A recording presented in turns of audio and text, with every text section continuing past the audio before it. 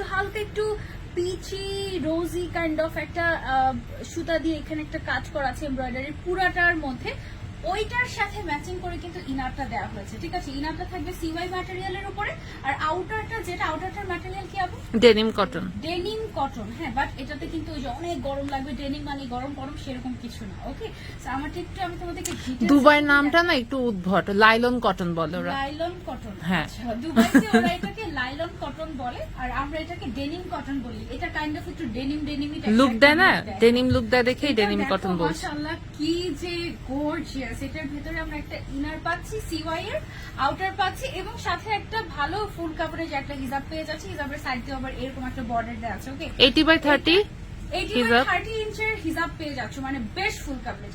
এটার প্রত্যেকটা colour best. এটার আসছেই 3টা কালার, আমরা কিন্তু সচরাচর 8-10টা কালার ছাড়া আনি না, বাট এবার হচ্ছে তোমরা যেন কনফিউজ না হও একদম ওকে 3টাই নিয়ে নেবো এরকম যেন একদম ডিটারমাইন্ড থাকতে পারো, এই জন্য আমরা 3টা কালার এনেছি। বেল্ট ছিল না? কালার দেখো, এটার সাথে কিন্তু আমার একটা বেল্টও আছে। হ্যাঁ, এরকম টাইপের একটা বেনি বেল্ট তোমরা পাবে। তো তোমরা যারা বেল্ট ইউজ